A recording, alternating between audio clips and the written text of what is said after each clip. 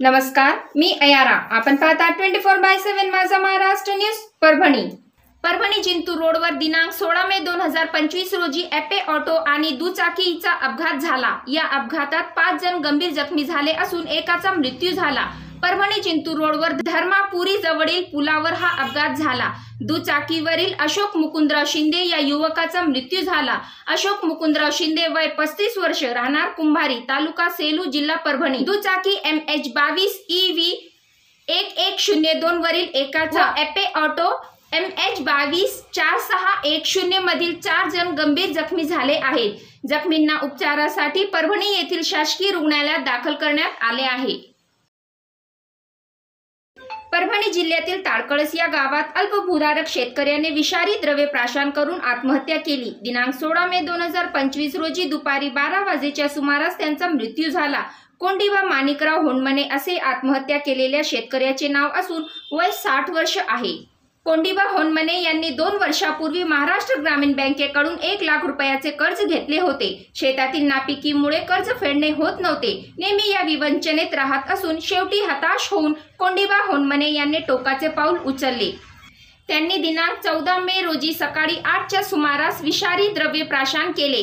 त्यांना परभणी जिल्हा सामान्य रुग्णालयात उपचारासाठी दाखल केले, पण उपचारादरम्यान कोंडिबा होनमने यांचा मृत्यू झाला. या प्रकरणी ताडकळस पोलीस ठाण्यात अकस्मात मृत्यूची नोंद करण्यात आली आहे. तपास पोलीस निरीक्षक गजानन यांच्या मार्गदर्शनाखाली जमादार सुजलोड आणि पोते करत आहे.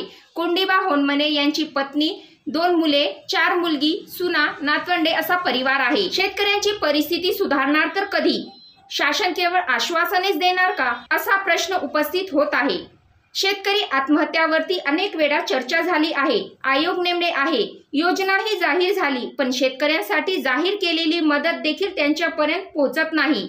आत्महत्याग्रस्त कुटुंबियांना मदतीची फक्त प्रतीक्षाच करावी लागत आहे. शेतकरी आत्महत्या रोखण्यासाठी सरकार अपयश ठरत आहे.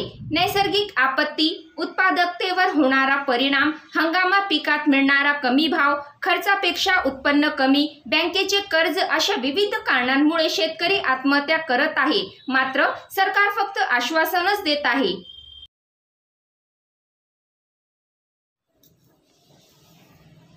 परभणी शहरातील सुफी संत अखुंदशाह बाबा यांच्या 77व्या उर्सानिमित्त संदल मिरवणूक काढण्यात आली. वसमत रोड येथील दर्गा अखुंदशाह बाबा यांच्या उर्सानिमित्त ढोल ताशाच्या गाजावाजात उत्साहपूर्ण मिरवणूक काढण्यात आली. या मिरवणुकीत त्यांच्या श्रद्धाळूंची मोठ्या प्रमाणावर उपस्थिती दिसून आली.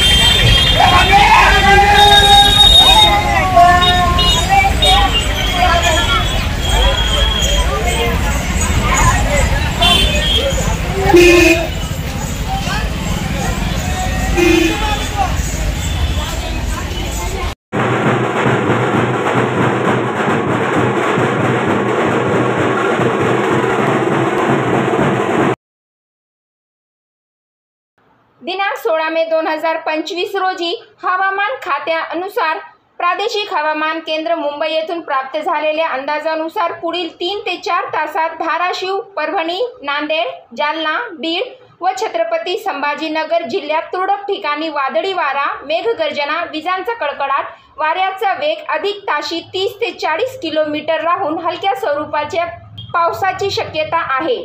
पण परभणी शहरात बऱ्याच प्रमाणावर पाऊस पडला.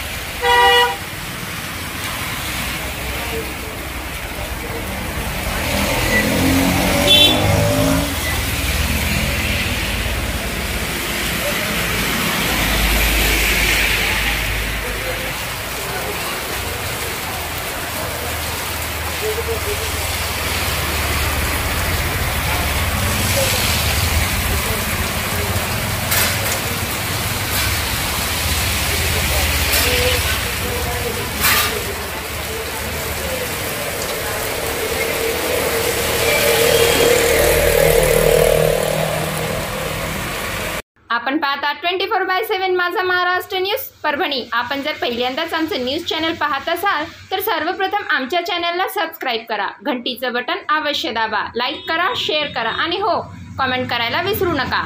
आपण पाहत राहा 24/7 माझा महाराष्ट्र न्यूज परभणी। जय हिंद।